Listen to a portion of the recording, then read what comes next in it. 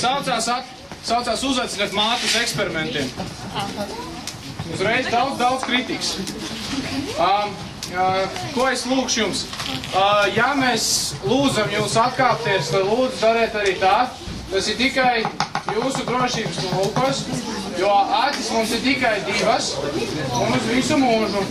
Tāpēc saudzēsim tās vispirms. Tātad.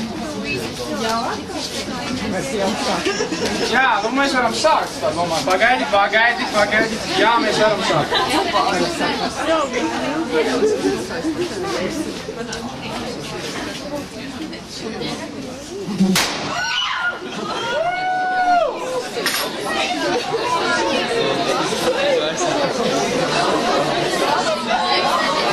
Es saprotu, tas rada daudz.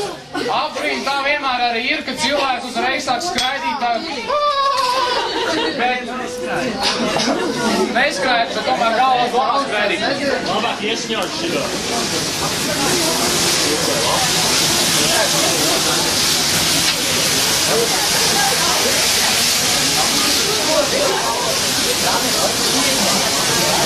Kur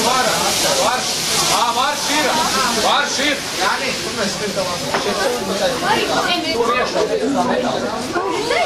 Tātad, jūs redzējāt labu jonu pierādīšanas reakciju. Nitrovātu. Bet es atgādinu jums vēlreiz. Mājās, ja jūs redzat vati, nekādā gadījumā nemēģiniet to atkārtot vēlreiz. Es brīdinu, nemēģiniet to atkārtot ar parasto vati, jo jūs dabūsiet apdegumus.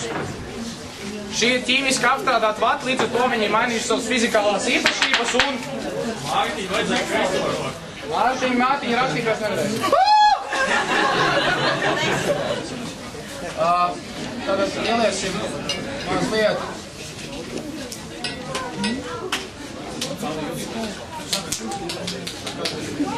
Tātad šo savienojumu mēs jums izplastīsim. Tātad pievienosim visiem zināmo vēri.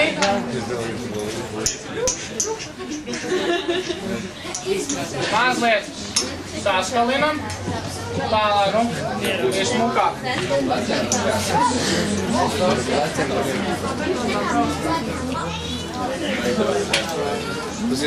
Nē, viss kārtībā, neuztraucieties, šis ir tomēr tāds veselīgāks.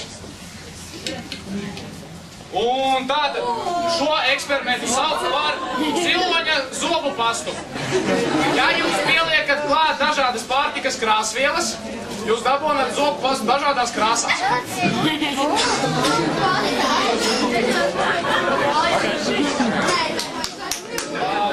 Tātad tur ir salikts divas vielas. Un tas, ko mans, kā teikt, kolēģis pievieno, ir ūdens. Ūdens kāpēc? Ūdens šajā gadījumā darbojās kā katalizators jeb reakcijas uzsācējs. Tātad...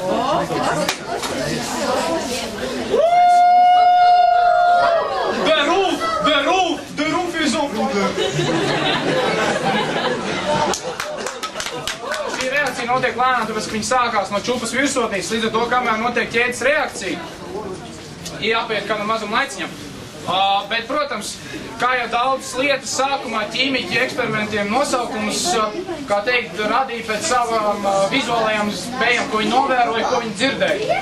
Līdz ar to šo sauc par vulkāniju, tāpēc, ka jūs redzat, vidū ir izverdums un apkārt veidojās, kā teikt, vulkāniskie izmeši. Un priekš lielajiem tas ir, ja kāda incidents ir amonija difromāze, tas sadala par kromatrīs oksīdu un tās gāzes ir ūdens svaigs un slāpeklis. Tikai vēl viena lieta. Ja jūs kaut kādu veicat šo eksperimentu, cenšaties šos melnos izmešus savākt, tas ir 1, 2. Ja jūs viņus aiztīkat ar rokām, pirms ēšanas, nevis tā kā es iepriekšējais teicu, pēc ēšanas, nomazgājiet rokas. Jo tas nav tas veselīgākais savienojums, līdz ar to pirmkārt novāciet tā, lai vidē nenonāk tas viss nevajadzīgās vietās, plus vēl nomazgājiet rokas, lai jums viss kārtībā ir. Jā, nu tad viņš mums deg.